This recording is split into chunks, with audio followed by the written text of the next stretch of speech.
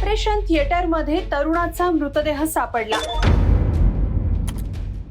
तरुणाच्या मृत्यूनं खळबळ, आई वडिलांनी टाहो फोडला। त्याच्या डोक्याला मार लागलेली नाही, तुम्ही पाहिलं असेल ना, डोक्याला इथं पण मार लागलेला आहे, त्याच्या त्याला काहीतरी केलं असेल ना कोणीतरी। मग यायचं फोन करून सांगायचं काम, यांनी काही केलं नाही ना, मग यायचं फोन करून सांगायचं काम नव्हतं का घरी?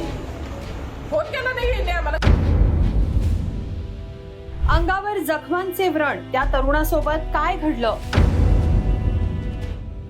खासगी रुग्णालय संशयाच्या भोवऱ्यात, पोलिसांनी काय सांगितलं?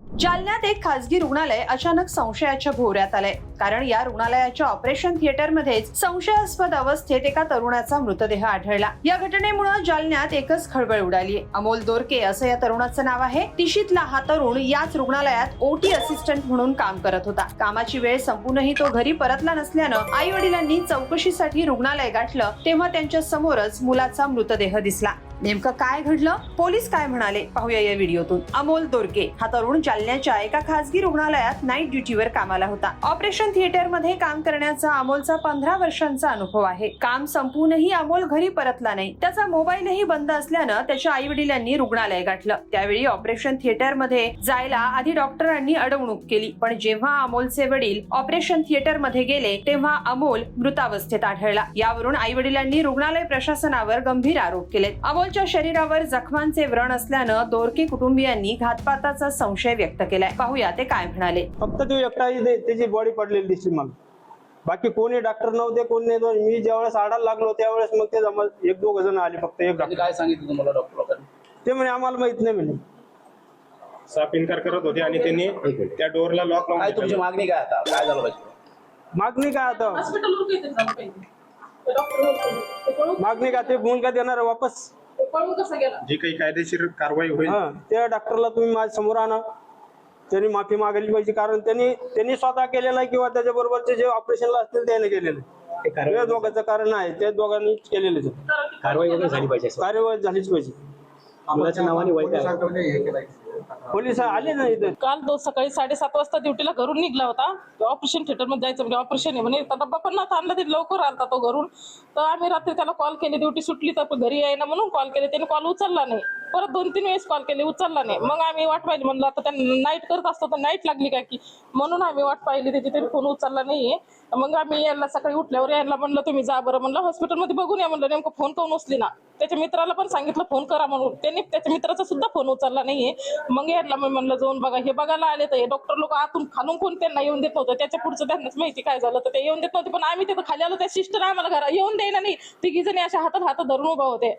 आता आल्यावर तुम्ही काय पाहिलं ओटीमध्ये? मी आल्यानंतर ते खाली पडलेला बघितलं मी पूर्ण, असं सगळं ते काय ते सगळं त्यांनी लागलेलं दिसतं ना, ब्लड लागलेलं आहे, हाताला लागलेलं आहे, ब्लड आहे पूर्ण पडलेलं डोक्याला।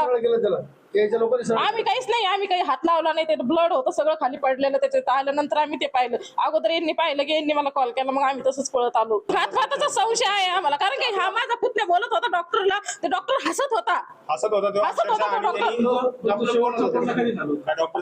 डॉक्टर। जेव्हा आम्ही इन्क्वायरी केली, ज्या टायमाला आम्ही इथं आलो त्याच्यानंतर त्यांच्यावर आम्ही मारहाण केली, जेव्हा ते आमच्या भावाबद्दल आम्हाला सांगत नव्हते, त्यांना मारायला लागले। त्याच्यानंतर त्यांनी त्यांच्या सेफ्टीसाठी त्यांनी पोलिसांना फोन लावलेला आहे। तोपर्यंत तुम्हाला सांगितलं? तोपर्यंत त्यांनी आम्हाला कोणाला काही सांगितलं नव्हतं। आम्ही जेव्हा इथं वर आलो त्या टायमाला माझ्या काकांनी विचारलं त्यांना की तो कुठे आहे, त्यांनी टाळाटाळ केलेली होती। त्याच्यानंतर एक जणांनी सांगितलं की वरती ऑपरेशन थिएटरमध्ये आल्याच्या नंतर हा जो दरवाजा आहे, मेन दरवाजा, त्यांनी त्याला साखळीने लॉक लावून घेतलेलं होतं।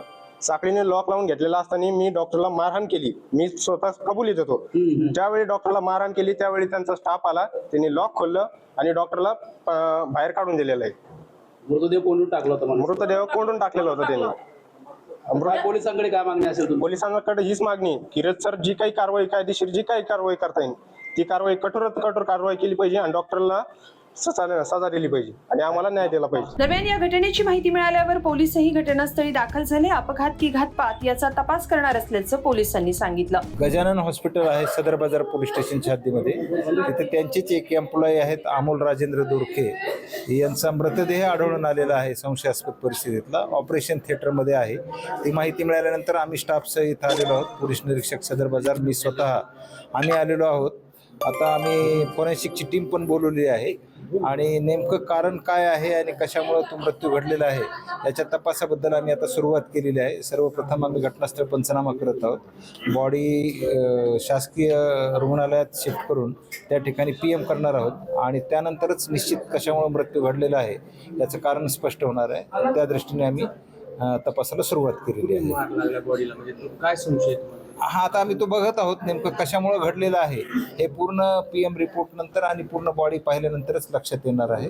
PMच्या रिपोर्ट नंतर आपण कन्क्लुजनपर्यंत येऊ शकू की नेमका मृत्यू कशामुळे घडलेला आहे आणि सर्व अँगलने आम्ही त्याचा परिपूर्ण तपास करणार आहोत आणि आमची जी फॉरेन्सिकची टीम आहे तिला पण या ठिकाणी पाचारण केलेलं आहे. त्यांची सुद्धा आम्ही मदत घेत आहोत. फॉरेन्सिक पथकाच्या मदतीनं पोलिसांकडून या प्रकरणाचा सखोल तपास सुरू आहे. दोषींवर कठोर कारवाई करण्याची मागणी होतीये, पण अमोल दोरके याच्यासोबत नेमकं काय आणि का घडलं याबाबत जालन्यात चर्चा सुरू झाल्यात. मृत्यूचं नेमकं कारण शवविच्छेदन अहवालातून समोर येणार आहे. पण या सगळ्या घटनेबद्दल तुम्हाला काय वाटतं कमेंटमध्ये नक्की लिहा आणि lokmat.com ला सबस्क्राईब करा. अनंत साळी, lokmat.com, जालना.